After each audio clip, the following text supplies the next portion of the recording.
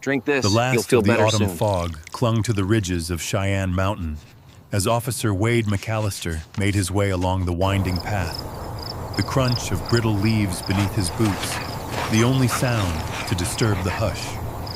It was that liminal hour before sunrise when Colorado Springs, down in the valley below, still slept under its gray blanket. City lights muffled by mist, and the world holding its breath, unwilling to let go of night. For Wade, these rare mornings had become a lifeline, a thin thread pulling him away from the static and noise of his daily life as a state trooper and into a fragile silence he desperately needed but never truly found. He walked with his hands buried deep in his jacket, shoulders hunched against the cold, but the real weight was the kind that pressed inward, tightening his chest with every step.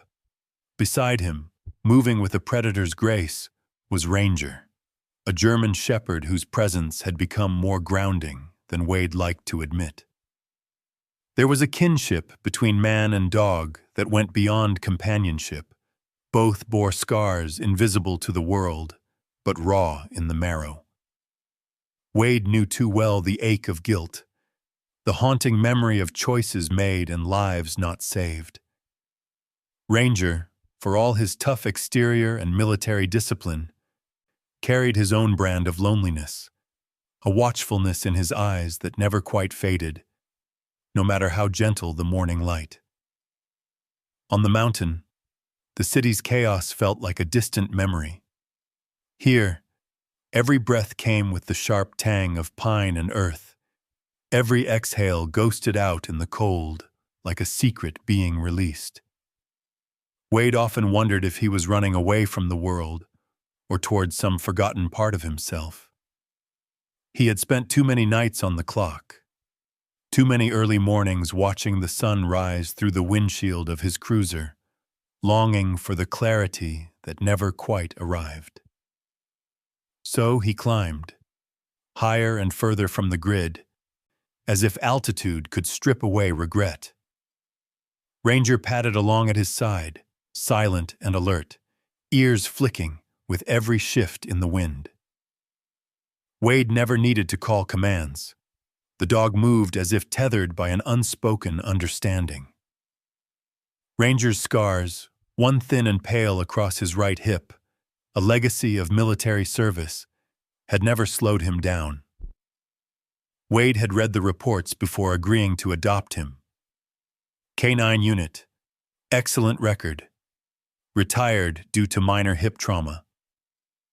What the paperwork did not capture was the silent suspicion, the way Ranger's eyes never rested for long on any one person, how he trusted only in deeds, not words. As the trail steepened, the mist thinned, giving way to a panoramic sweep of forest and sky. For a moment, Wade paused, letting his lungs fill with the cold, clean air. Down in the city, traffic would be building, officers starting shifts, radios coming alive with static and dispatches. Here it was just the wind threading through the branches and the low, steady rhythm of Ranger's breath beside him. But beneath this peace, something was different. Wade felt it first as a tightening in his own gut, a premonition, or simply the learned paranoia of a man too long on the front lines. Ranger stopped abruptly, head snapping up, body going rigid. It was not fear that stilled him, but something older, hardwired, a predator's focus, sharpened by years of training and the bitter memory of being left behind. He stared out toward the distant ridges, eyes narrowing, ears erect, every muscle ready. For a moment, nothing moved but the thin tendrils of fog curling along the earth. Wade followed Ranger's gaze, searching for movement, for the flash of an animal or the faint shape of a hiker lost on the wrong side of dawn. But the mountain was still. The silence, so soothing only moments before, now pressed in like a warning. Wade's heart picked up, a faint echo of the adrenaline that had once been his daily fuel. He scanned the slope, tracing the outline of the ridge where forest gave way to rock, where mist shrouded whatever secrets the night had left behind. The bond between man and dog tightened. Ranger's tail was low, his hackles raised ever so slightly, nose working the air. There was no bark. Ranger never barked at shadows, but Wade could sense his unease, the way his weight shifted back on his haunches, ready for either fight or flight. It was an instinct honed in the crucible of war and loss, the same wariness Wade sometimes saw, reflected in his own morning mirror.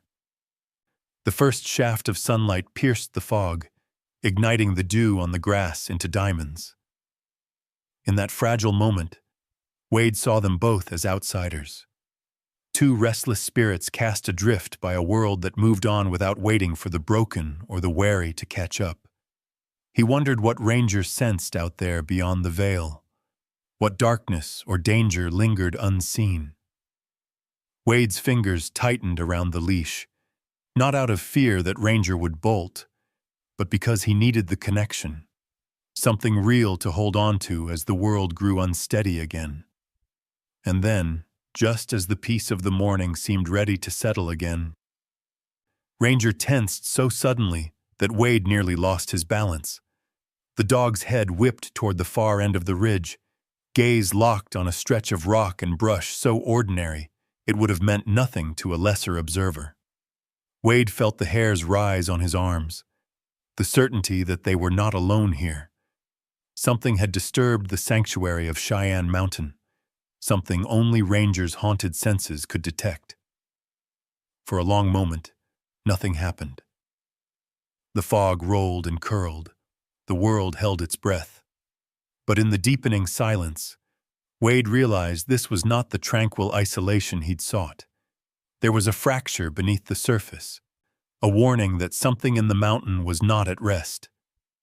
Ranger's body was a live wire, his eyes flicking to Wade, silent and urgent. Wade's own fears rose, old memories stirring, the helplessness he thought he'd buried tightening in his chest. Why did Ranger, of all creatures, sense danger when the mountain itself was mute? What had disrupted the balance here on this silent ridge? Wade knew with a sudden clarity that sent a chill down his spine that their quiet morning walk was over.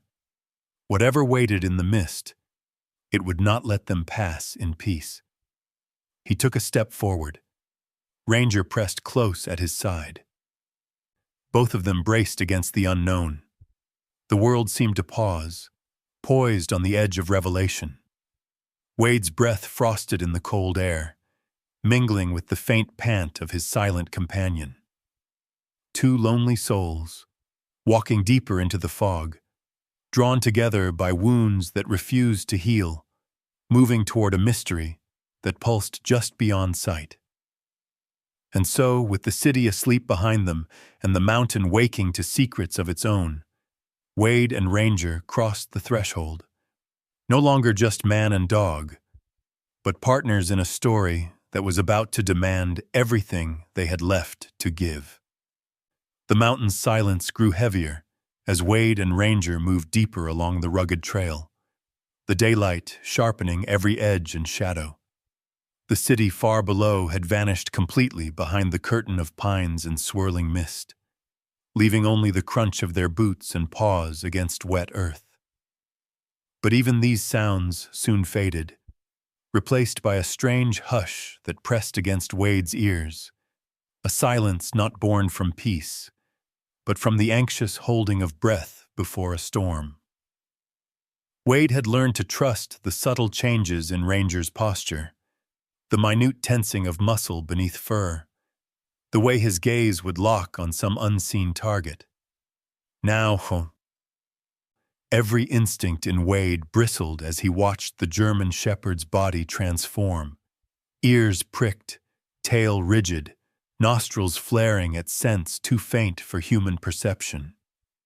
Ranger's hackles rose, barely visible beneath his thick coat, and his chest expanded with quick, shallow breaths. The leash felt suddenly taut, vibrating with the dog's urgency. Time slowed. The mountain air, usually so bracing, seemed colder, sharper, stinging Wade's lungs as he took each cautious step. He scanned the ridge. Nothing moved. No birds sang. No chipmunk scurried across the path. No distant hiker's voice echoed. The usual background music of the wilderness had been sucked away, leaving only the wind threading through the trees and the muffled drum of Wade's own heart. Ranger's agitation grew, head swinging side to side as if triangulating some hidden threat. Then, with a sudden jerk, Ranger lunged forward, pulling Wade off balance and dragging him toward a narrow offshoot of the main trail, a path that looked barely trodden, hemmed in by boulders and thickets of scrub oak. Wade's boots slipped on loose pebbles as he let Ranger take the lead, feeling a surge of adrenaline that left a metallic taste on his tongue. The silence was now absolute, as though the forest itself was waiting for something to reveal itself. They pressed on, ducking under low-hanging branches, Ranger's nose nearly to the ground. The path twisted sharply around a massive granite outcrop, and suddenly the air shifted, filled with the unmistakable tang of disturbed earth and the metallic edge of blood. Wade's breath caught. He forced himself to move quietly, his senses straining for any sign of life. Ahead, the slope fell away steeply. The ground churned and raw. A wide scar cut across the hillside, fresh earth still clinging to uprooted roots and scattered stones. It was a landslide, a recent one, judging by the exposed clay and splintered trunks. Mud and boulders had tumbled down, erasing all trace of whatever had once stood here. Wade's stomach twisted at the sight. Landslides on Cheyenne Mountain were not rare, but rarely so violent or so sudden. As he approached the edge of the scar, Ranger's urgency became desperation.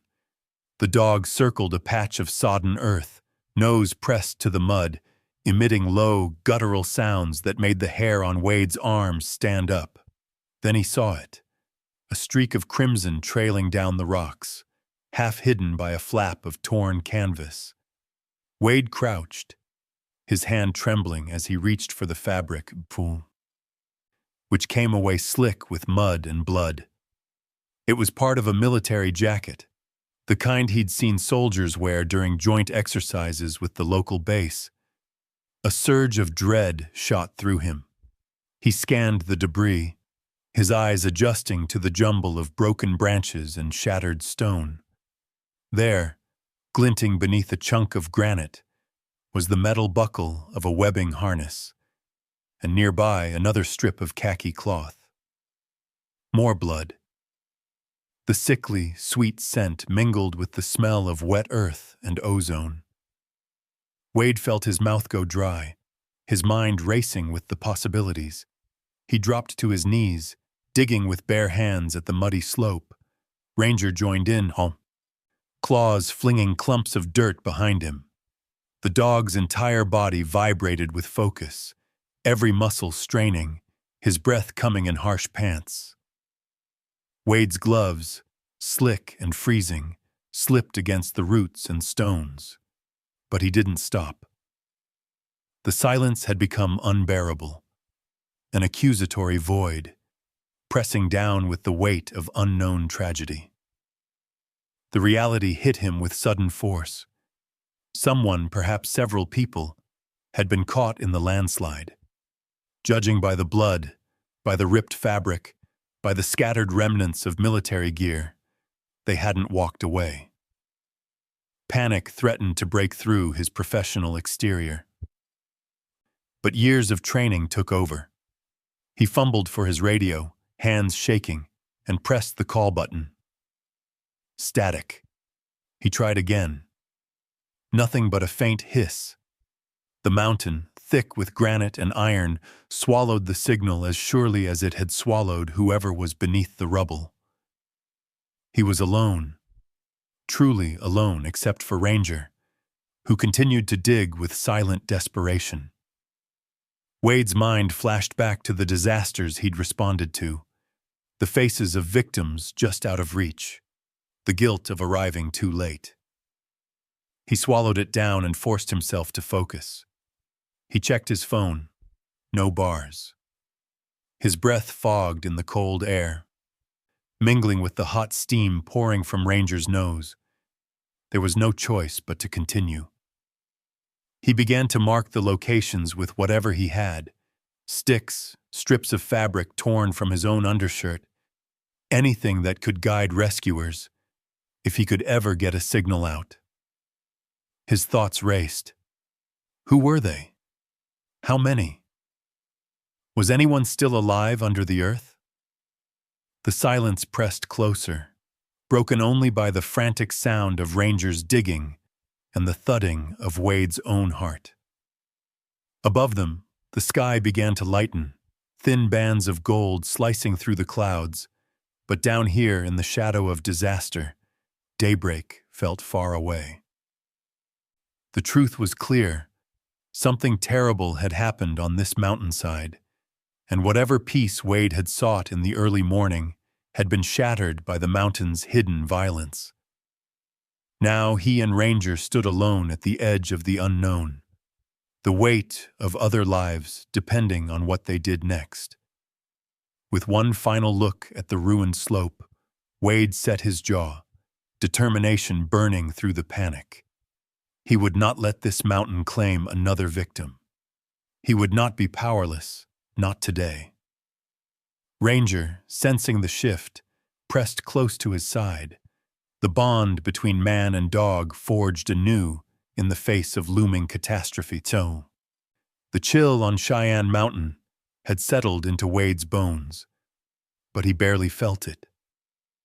His world had narrowed to the jagged line of the landslide scar, the stench of churned earth and blood, and the unrelenting drive to save whoever might still be alive beneath the wreckage.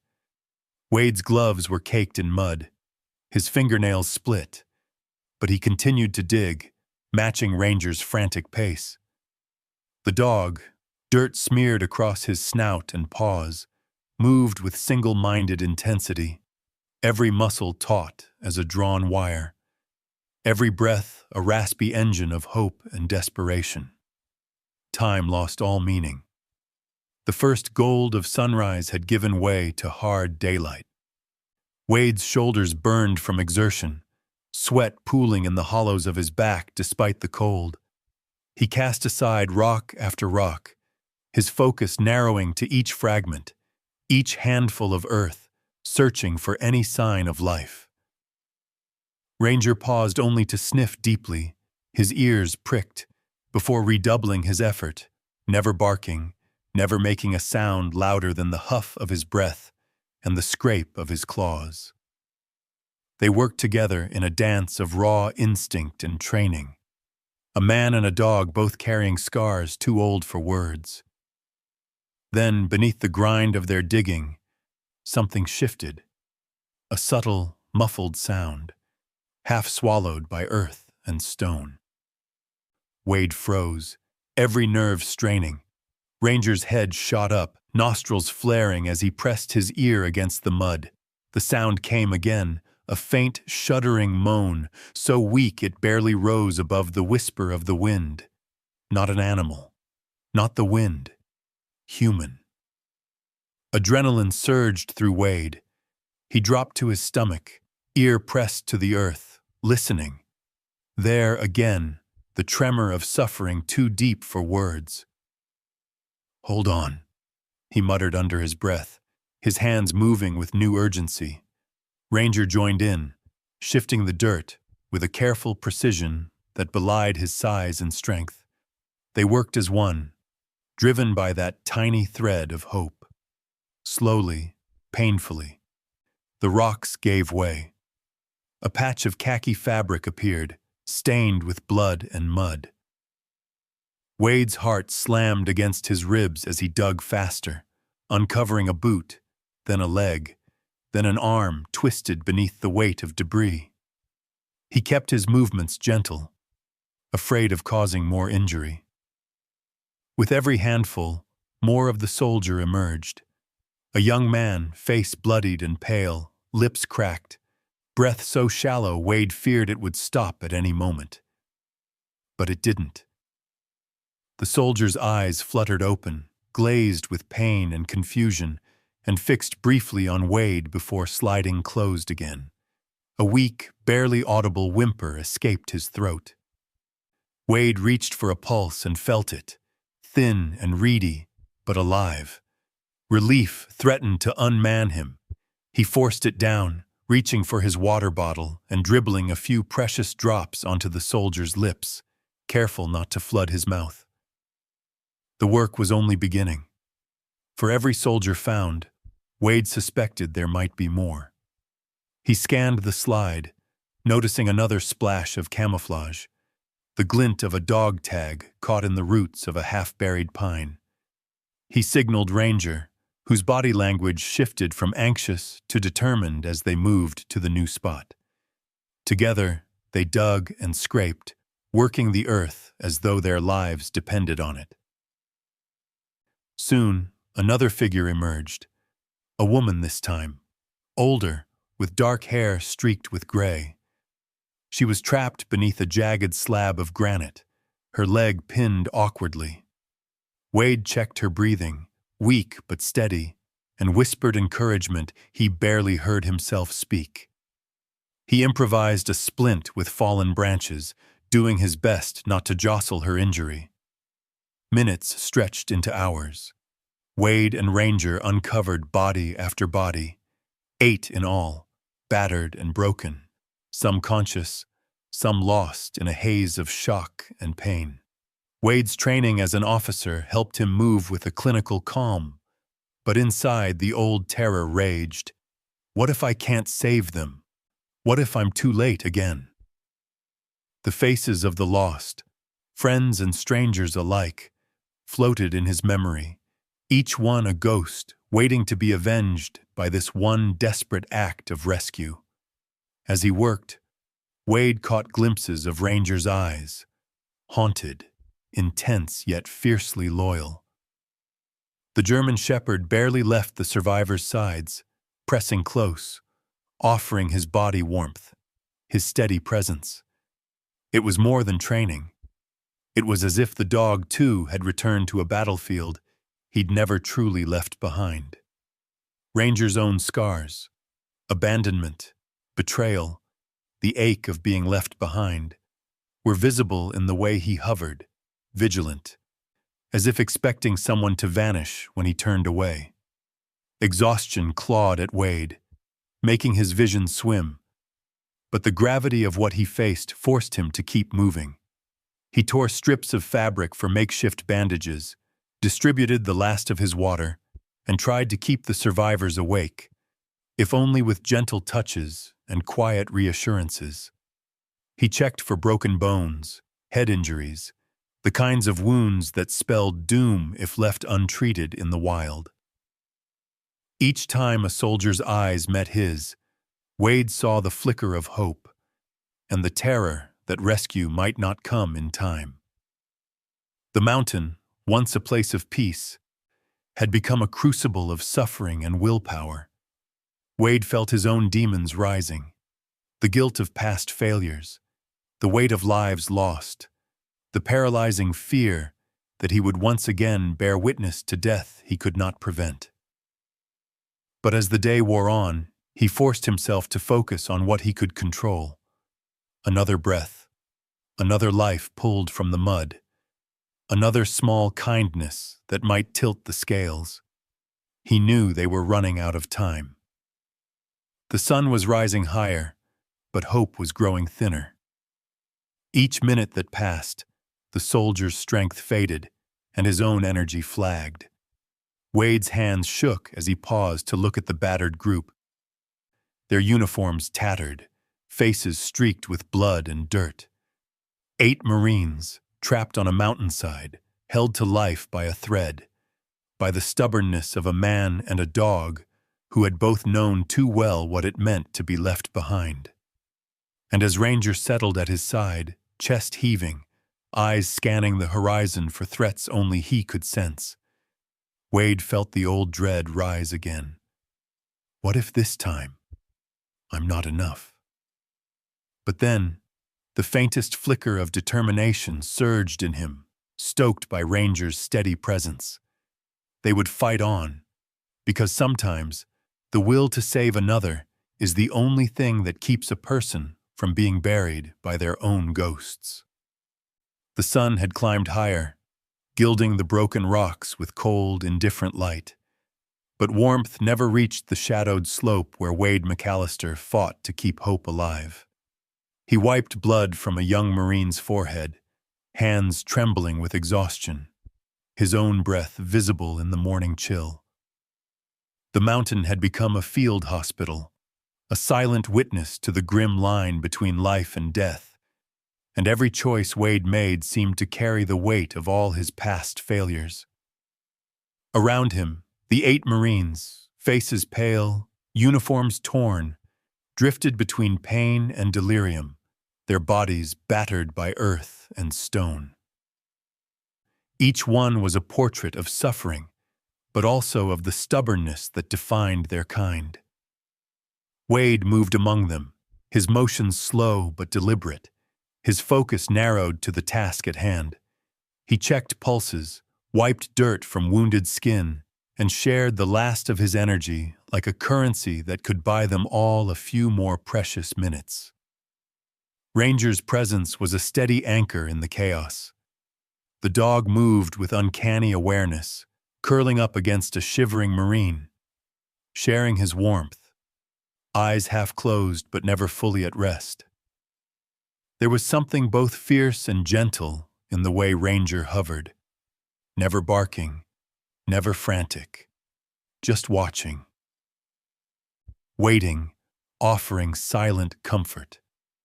In that moment, Ranger became more than a dog. He was the mountain's answer to suffering, a guardian cut from the same cloth as the men and women he protected. Yet, even with Ranger beside him, Wade felt the familiar grip of dread. He tried to ignore the gnawing memory that had haunted him for years, the face of a friend, cold and still, slipping away because help had come too late. It was a memory that colored every moment of crisis with guilt and doubt. Now, surrounded by the injured, he felt the weight of that old promise. Never let anyone die alone. But promises were hard to keep on the side of a mountain, with blood seeping into the soil and every minute counting down like the last grains of sand in an hourglass. He forced himself to keep moving. With the edge of his sleeve, Wade mopped sweat from his brow, casting a glance at the ragged group. He tried to remember all the medical training from the academy, every lesson about tourniquets, splints, how to recognize shock, and keep the wounded alive just long enough for rescue. But theory crumbled under the pressure of reality. Water was running low. Bandages were improvised from shirt sleeves. Every breath seemed to echo with the question, was it enough? A Marine's chest heaved in a silent sob, his body racked with pain. Wade knelt, pressing a hand to the man's shoulder, his words unspoken but felt, a silent message that he was not alone. Ranger lay across another Marine's legs, warming him, his steady breath a lullaby in the bleak stillness. For all their training, all their discipline, the soldiers clung now to the simple things, a gentle touch, a steady presence, a sense that someone was fighting for them when they could no longer fight for themselves. Wade's own memories pressed in. He saw himself as a rookie, young and invincible, before the world had shown its teeth. He remembered the day he lost a partner, how the guilt became a scar that never truly healed. Every crisis since had been a test, an unspoken challenge from the universe. Would he run, or would he stay? Would he let his fear define him, or would he fight through the darkness, even if he failed again? Now, as he worked, Wade realized that survival was about more than breath and heartbeat. It was about refusing to give up, even when every logical thought screamed that hope was lost. It was about staying with the wounded when every instinct told him to run for help, about risking himself for strangers who might not live to see another sunrise. He looked down at the Marine whose hand he was holding, a young man, eyes wide with terror, and felt the old bitter fear shift. Maybe courage wasn't the absence of fear, but the act of standing your ground when fear threatened to tear you apart. He felt Ranger's eyes on him, deep and soulful, reflecting all the loneliness and longing the dog had carried since his own abandonment. There was understanding there, an unspoken promise that Ranger would not leave, no matter how dark the mountain became. That silent connection, forged in past pain and present danger, became Wade's shield. They were both survivors, in their own way. Both had been left behind before, and neither would leave anyone behind now. The work was relentless. Wade's hands cramped with fatigue, his arms shaking as he splinted another broken limb, tied another makeshift bandage. He rationed the last sips of water, forced a few crumbs of granola into lips cracked from dehydration. He cataloged injuries, did his best to keep the survivors alert, and tried not to think about how little he could actually do. In the quiet between tasks, he listened to the mountain, half expecting it to answer the prayers he couldn't bring himself to speak aloud. As dusk threatened at the edges of the sky, the temperature dropped again, and Wade's exhaustion grew heavier. Still, he fought back against the voice inside him that whispered of defeat. Ranger, refusing to rest, kept moving from one soldier to the next, pressing close, nosing their faces, anchoring them to the present. It was a reminder that survival wasn't just a matter of luck, but of persistence, of finding strength in the bonds that formed in the most desperate moments. And as darkness crept up the mountain, Wade wondered, maybe the true survivors were not those who escaped unscathed, but those who stayed, who fought, who refused to abandon hope, even when hope was the only thing left between them and the void. As the afternoon slipped away and shadows crept long across the slope, exhaustion pressed harder on Wade McAllister's shoulders. He moved among the 8 wounded Marines, his steps heavy, but his resolve stubborn. The rhythm of tending wounds, adjusting splints, and gently rousing the injured to keep them conscious became a grim dance, one that Wade refused to abandon, no matter how drained he felt. Survival, he knew, was often made up of little things, and tonight, it would come down to the smallest acts of care. He gathered what resources he could find: the torn remains of jackets, a few cracked canteens, some ration packs left behind in the chaos. He split a meager granola bar into crumbling pieces, pressing one into each soldier's hand. Some managed a weak nod of gratitude. Others simply swallowed and stared with glassy eyes, lost between pain and the hope that someone, anyone, would still come to save them. Wade moved through the group with gentle insistence, giving a drop of water here, a reassuring squeeze on the arm there, always fighting back the knowledge that it might not be enough. Ranger never left his side for long. The dog's fur was thick with mud, but his eyes were bright and unyielding. Where a soldier trembled with fever, Ranger curled close to provide warmth. Where a hand flailed in panic or delirium, he nuzzled it until the shaking stopped. His presence offered a stability that was beyond words, a living, breathing promise that no one here would die alone or forgotten. Night was falling quickly now, the sun gone behind the jagged teeth of Cheyenne Mountain, leaving only a faint afterglow in the west. Cold settled into the ravine like a second skin. Wade shivered in his uniform, then shrugged off his outer jacket and laid it gently over the Marine with the worst wounds, wrapping the man's trembling body as best he could. He used his own undershirt for bandages, tearing it into strips and binding up a leg that wouldn't stop bleeding. Each small gesture became a kind of prayer, a bargain struck with fate. Let them live just a little longer, just until help comes. But help, if it was coming, was a distant hope.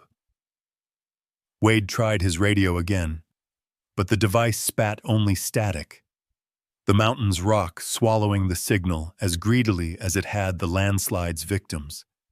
He walked the perimeter, searching for higher ground, but the path up the ridge was slick and treacherous, the footing unreliable in the dark. Down below, the wounded murmured and moaned, each one caught in their own struggle against pain and the encroaching cold. He forced himself back into the circle of survivors, checking pulses, lifting eyelids, trying to gauge who was slipping away. Some were lucid enough to ask for water, or family, or forgiveness, requests that Wade answered with the only thing he could give: presence. He crouched by a young Marine who stared blindly at the stars, holding the man's hand until the panic in his eyes faded to resignation. Wade had been there before, too many times. He knew how easily the darkness could swallow a man whole.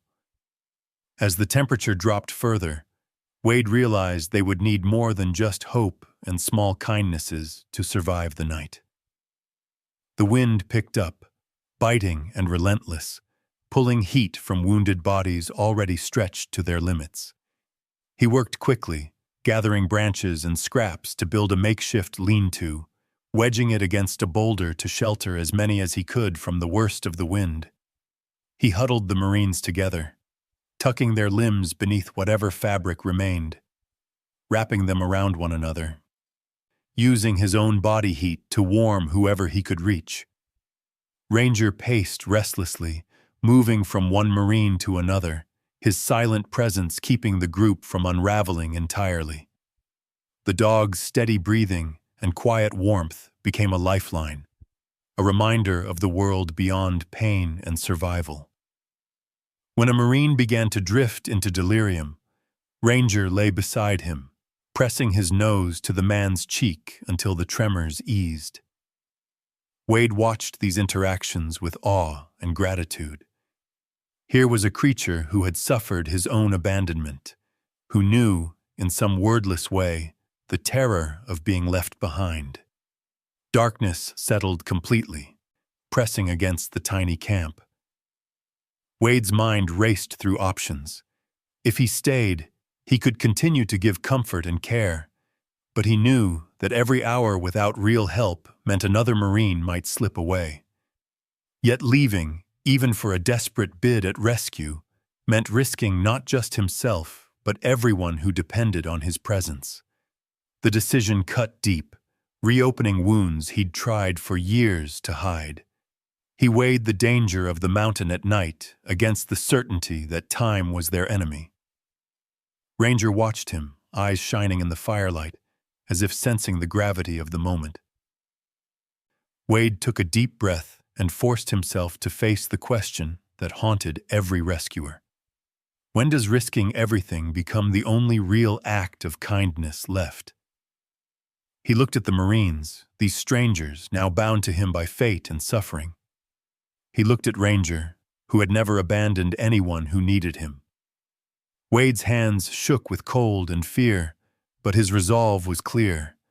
No matter what he chose, it would be done with courage, and with the stubborn persistence that defined both man and dog.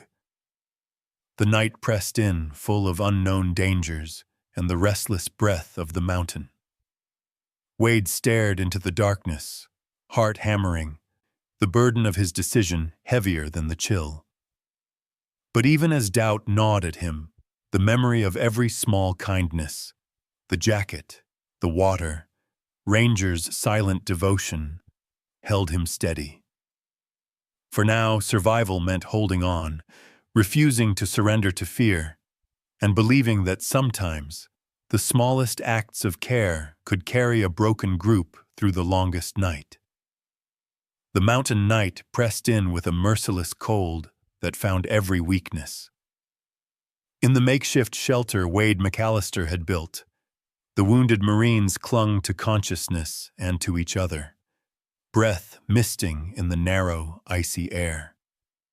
Each minute felt stretched thin, time measured not by the clock, but by the rise and fall of shallow breaths, the slow pulse of survival, and the dogged persistence of two guardians who refused to abandon hope.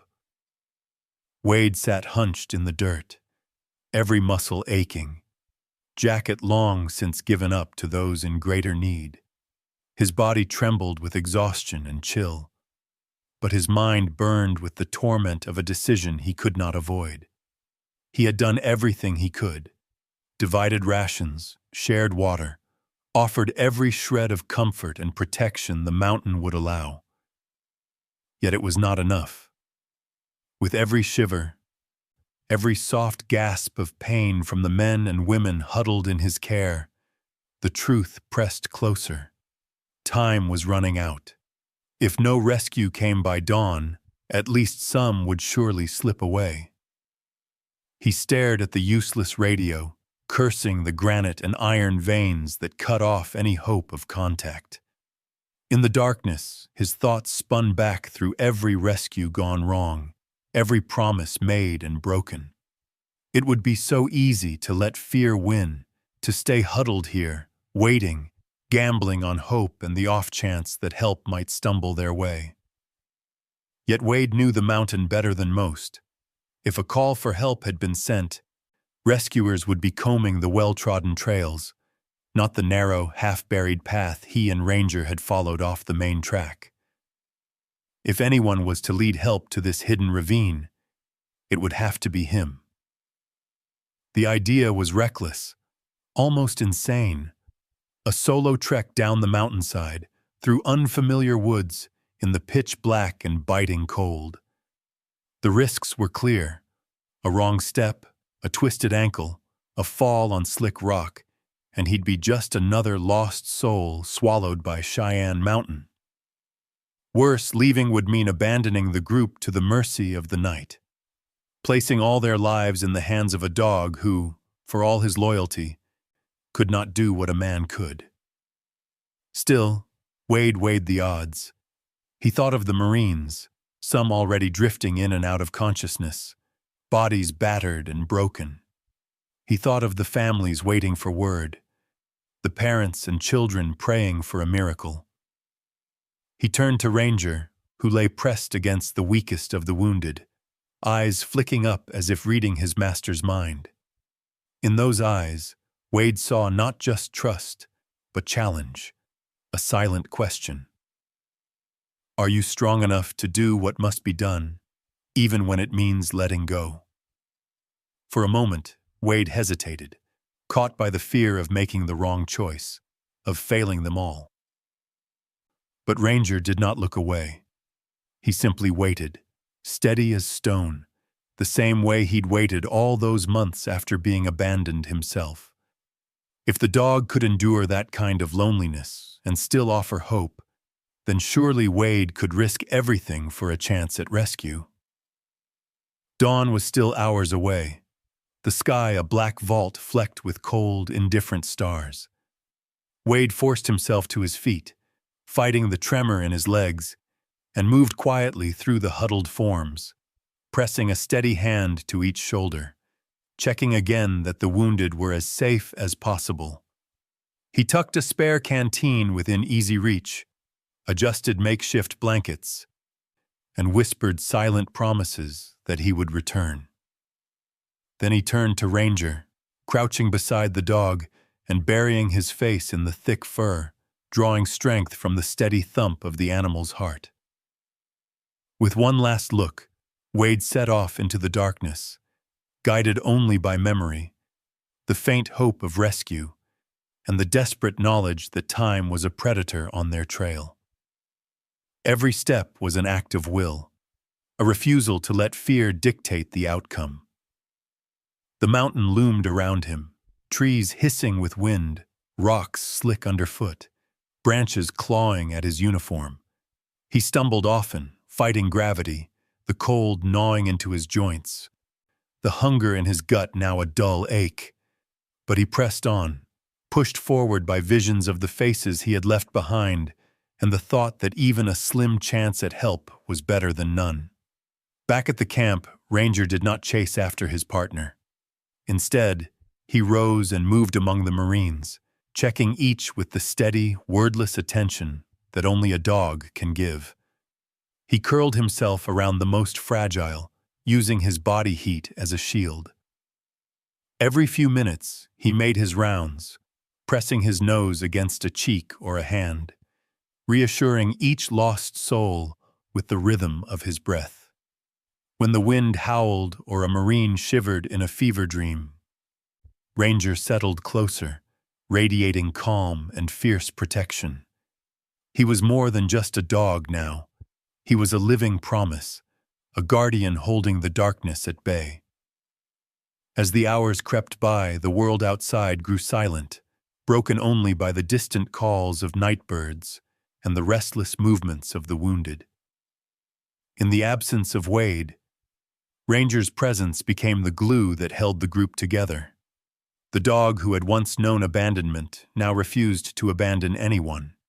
He carried out his watch with a devotion that needed no words, every heartbeat a quiet vow that until help arrived, he would stand between these broken people and the void.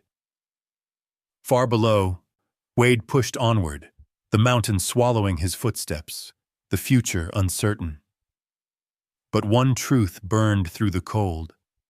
Sometimes, true courage was not in the battles you won, but in the risks you took for those who could not fight for themselves.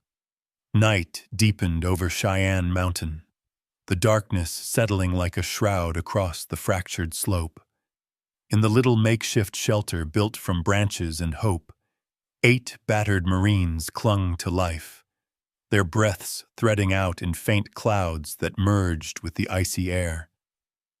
Ranger, the German shepherd, moved silently among them, a ghostly guardian, his fur thick with the scents of blood, mud, and suffering.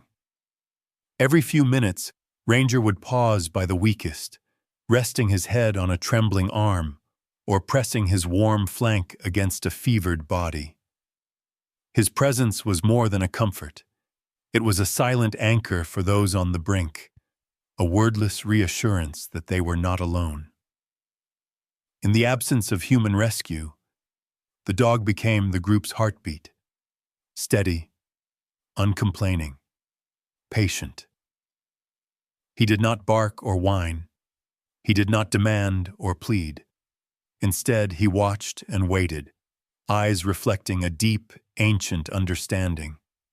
To survive, you must be present, must hold the broken pieces together, even when everything else falls apart. Ranger was no stranger to pain or loneliness. Abandoned after his years of service, left to wait in a quiet kennel as the world moved on, he had learned that sometimes all you could do was endure. Now, in the stillness of the mountain night, he drew on that memory. Each time a Marine whimpered or shuddered, Ranger was there, pressing close, sharing his warmth and quiet strength. The dog's breathing was the only sound in the darkness, a metronome of endurance, reminding everyone, human and animal alike, that life persisted even in the shadow of disaster. Time seemed to stretch and slow. Hours passed in a haze of fever, pain, and half-sleep.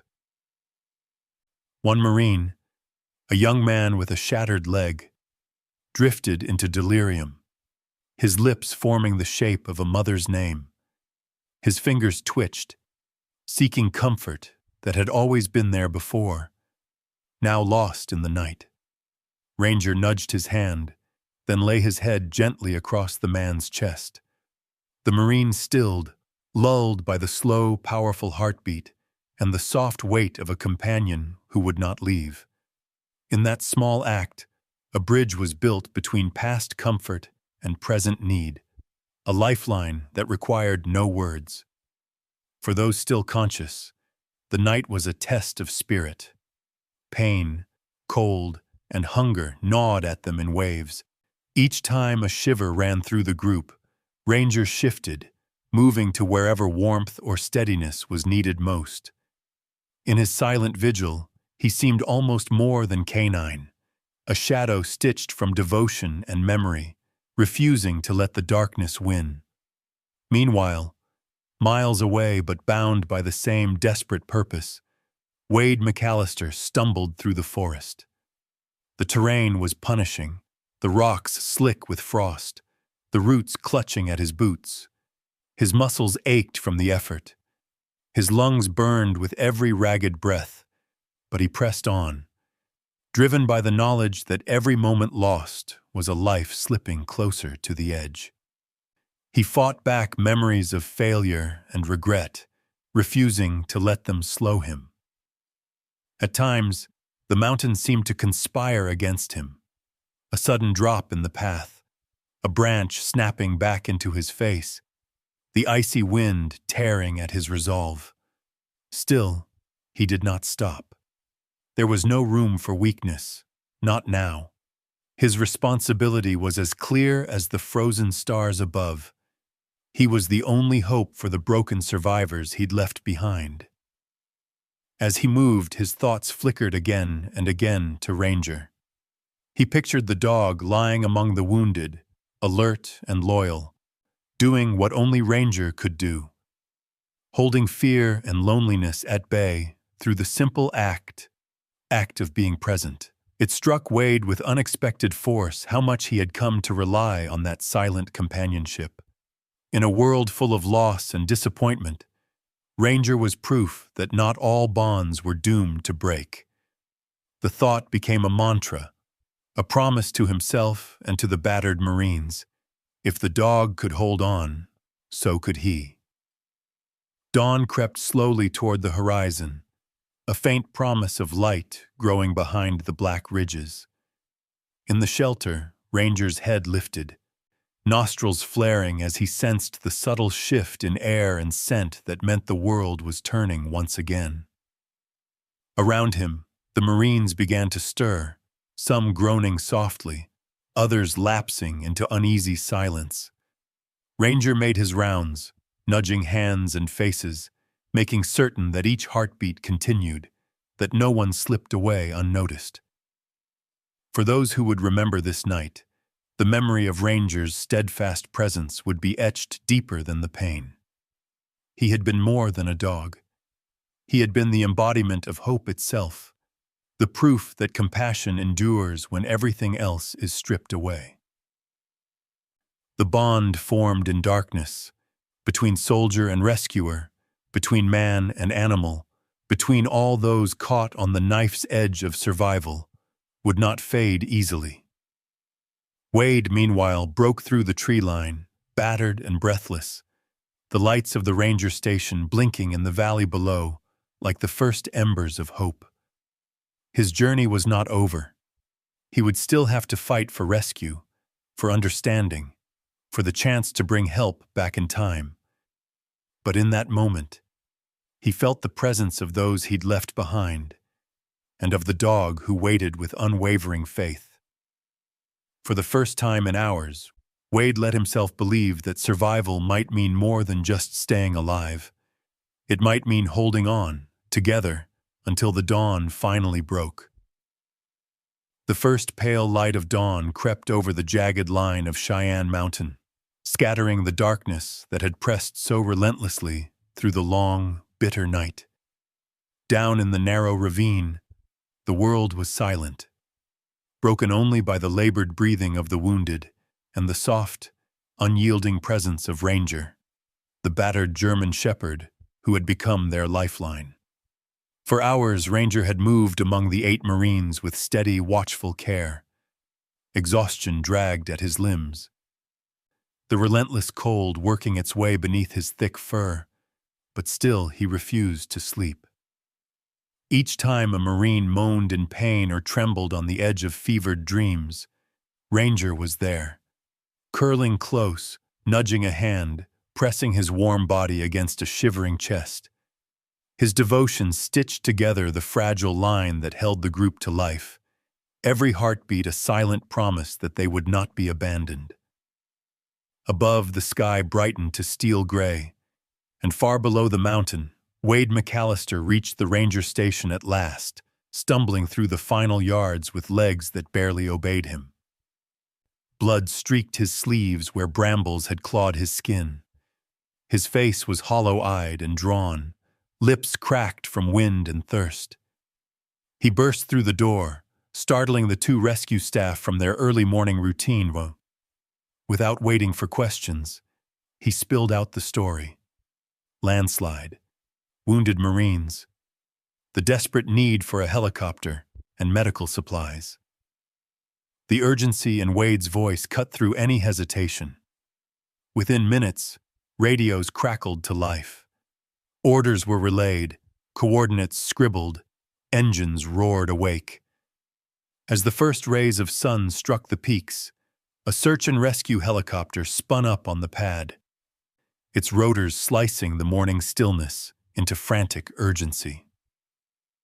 Wade forced down water and energy bars, refusing rest, his only thought on those left behind and the time slipping away. Back on the mountainside, Ranger's energy was nearly spent. The dog's sides heaved with every breath. The Marines, sapped of strength, battered by pain, clung to each other and to him. When a trembling hand searched the air, Ranger pressed closer, grounding the soldier to the present.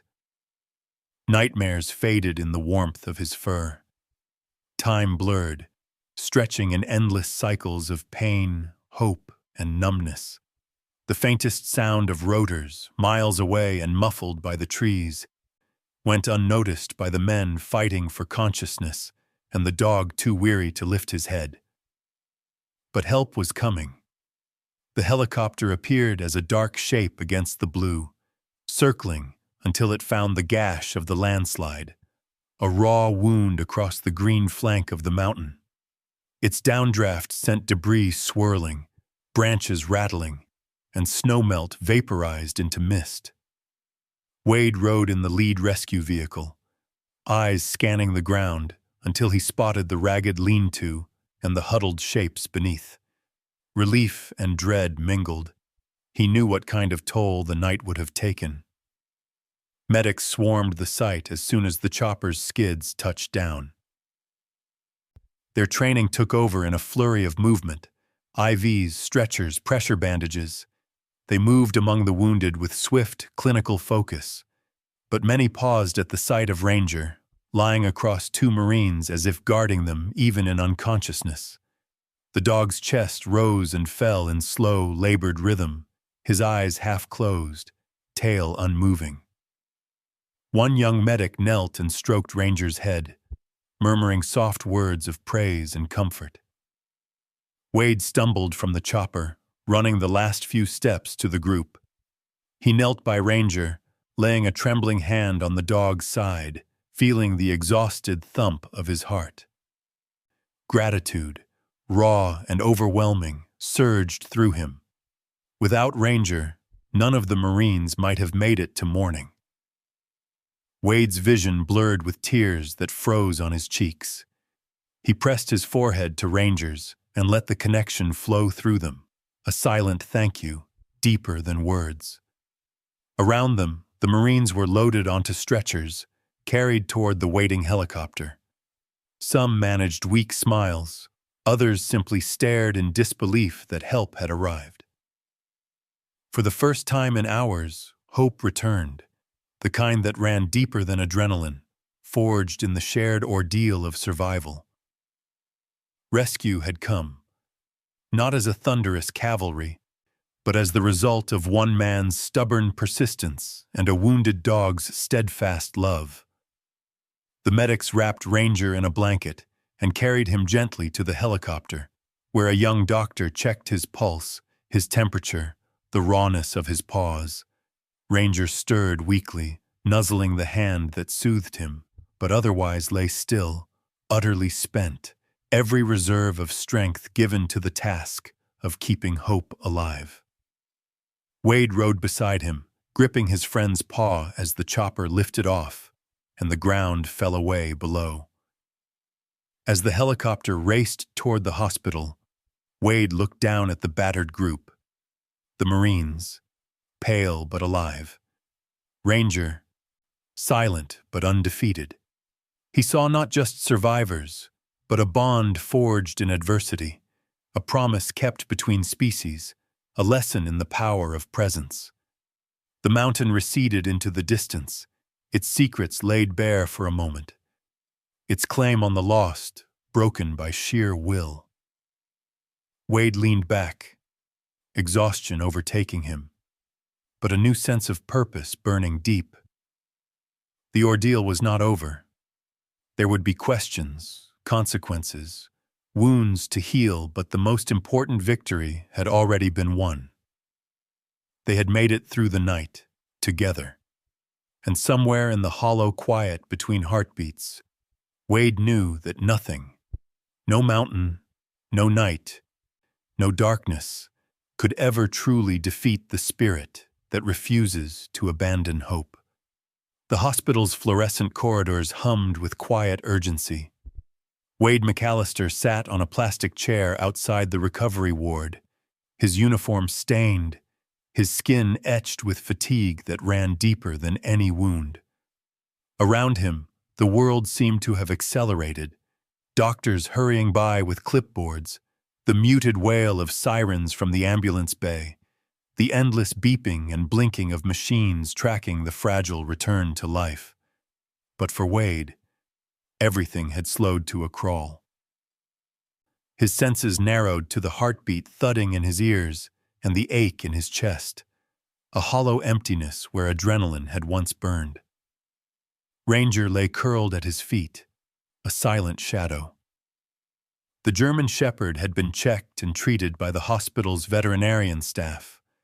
Saline drip, wrapped paws, careful hands tending to the raw places where fur had been worn away by hours spent curled around the wounded.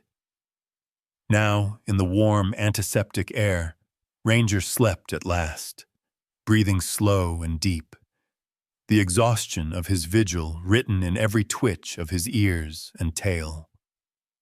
Every so often, a nurse or Marine would pause to crouch beside him, offering a gentle scratch or a whispered thank you. The Marines were scattered through the ward, some in surgery, others in beds, watched over by family or fellow soldiers who had come running when news of the rescue hit the morning broadcasts. Wade watched as parents arrived, faces streaked with tears, clutching their sons' and daughters' hands. The sense of relief was immense, but the relief came edged with another feeling, something that felt like awe. Word of Ranger's steadfast presence had already begun to spread among staff and patients alike, whispered in the cafeteria, written up in local headlines, "Dog keeps Marines alive through the night." Someone had snapped a photo of Ranger curled up on a stretcher, his head resting against a young Marine's hand. The image was already making its rounds online, becoming a quiet symbol of loyalty in the midst of chaos. But not every consequence was so heartwarming. Wade's phone buzzed with messages from his precinct, superiors, colleagues, and officials who wanted answers. By mid-morning, he was called into a small office where his captain, a steely-eyed woman with years of service etched into the lines around her mouth, waited with folded arms. The meeting was brief. Wade was told he would be placed on administrative leave while an internal investigation was launched. He was to file a full report and refrain from making public statements about the incident. "Your actions," she said, voice neither angry nor sympathetic, "were outside protocol. There will be questions." Wade nodded. He had expected nothing less. He left the office with his head held high, though a new ache joined the rest, a heaviness not just of fatigue, but of uncertainty. What would come next? Would the city view him as a reckless hero or a man who risked everything for a chance at salvation? Would his badge be returned, or would the mountain claim another part of him after all? Back in the ward, Wade settled onto a chair beside Ranger and the window, watching as the city began to stir outside.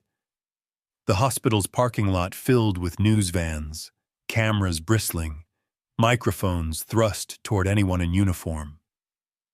Inside, the rescued Marines became a procession of quiet heroes. Their families brought flowers and balloons. Their commanders offered handshakes and praise. But it was Ranger who drew the most attention. Children knelt to pat his head. A nurse left a bowl of water and a biscuit at his side. The hospital's chaplain paused to pray over the group, tears slipping down her face as she thanked the guardian with 4 paws. Messages and letters flooded in from across the state. Veterans, animal lovers, and strangers moved by the tale of a dog who would not give up, and an officer who refused to leave anyone behind. Some called Ranger a miracle. Others said he was simply doing what all good hearts do when faced with suffering. Wade let the praise wash over him, feeling its warmth but also its weight. The truth, he knew, was more complicated. Built from the stubborn refusal to accept loss, the old scars that never quite faded, the desperate conviction that this time, maybe, things could end differently. Still, there was comfort in community. Marines visited Ranger's bedside to lay medals and dog tags on the blanket near his paws, tokens of gratitude that needed no explanation. Families pressed Wade's hands, voices shaking as they offered thanks that could never capture the enormity of what had been given. For a while, even the world outside the hospital seemed to soften. People slower to anger, quicker to listen, a ripple of kindness spreading out from the mountain's long night. But beneath it all, Wade felt the uncertainty of the future looming.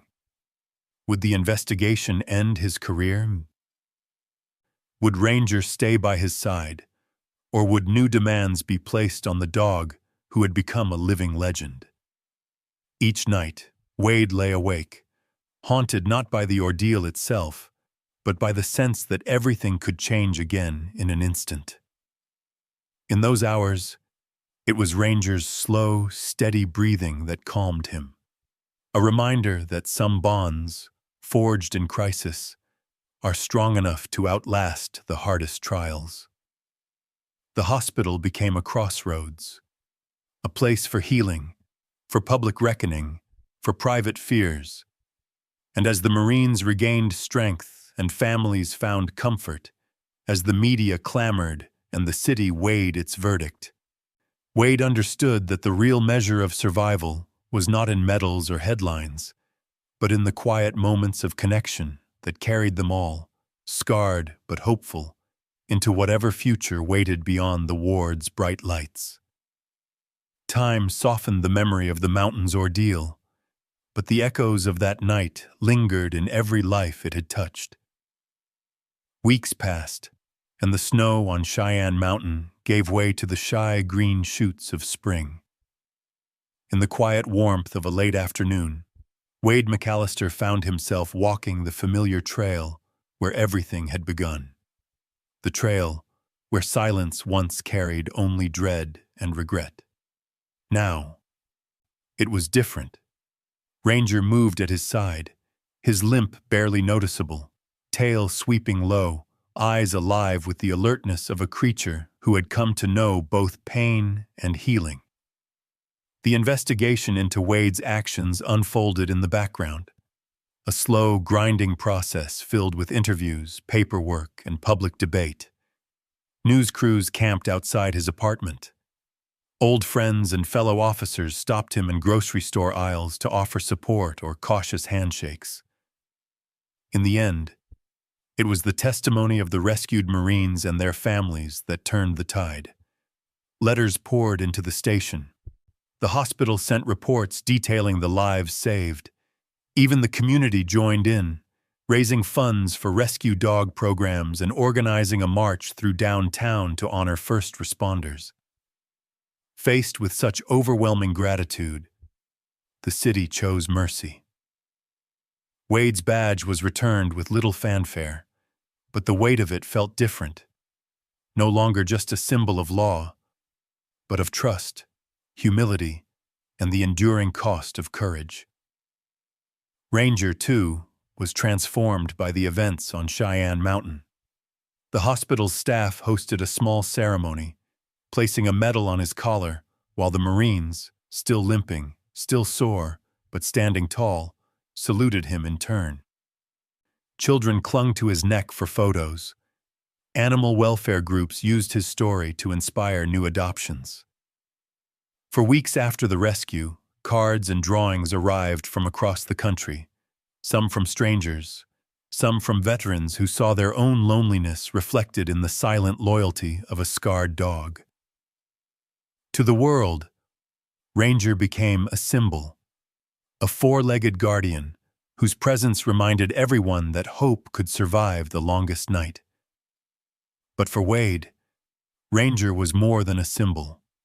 He was a constant companion through the aftermath, a silent witness to the long hours of self-doubt, the nights when old guilt returned, the moments when fear of failing again seemed impossible to overcome.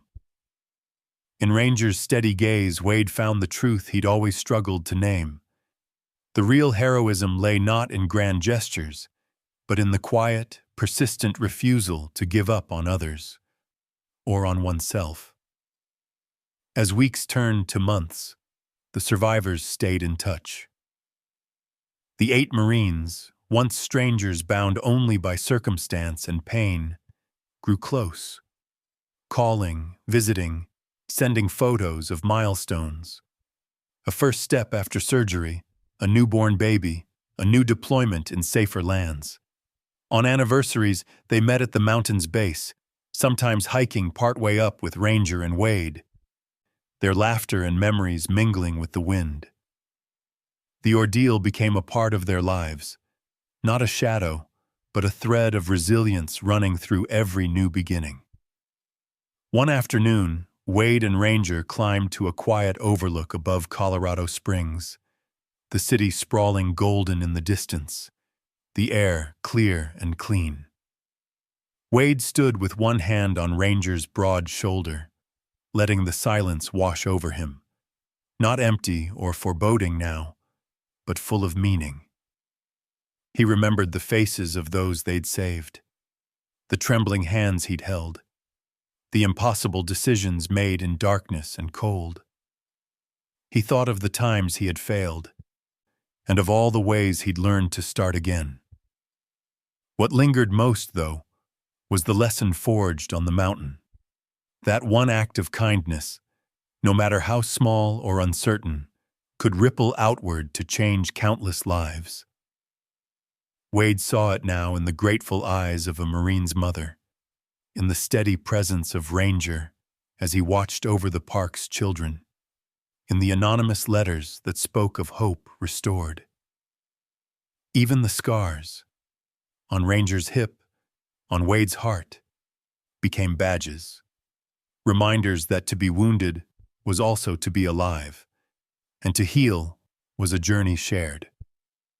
Sometimes, when the sun slanted through the pines and the city lights flickered on in the valley, Wade wondered what fate had truly meant for him and Ranger. Were they brought together by chance, or by some deeper calling? A reminder that none of us, no matter how broken or weary, are ever truly alone? In the hush between questions, Wade found his answer not in words, but in the simple act of returning to the mountain, again and again, as the world spun on. For those who had followed their story, who'd clicked, commented, or shared, the ending was both quiet and open. Life moved forward. The city healed, the soldiers recovered, the headlines faded.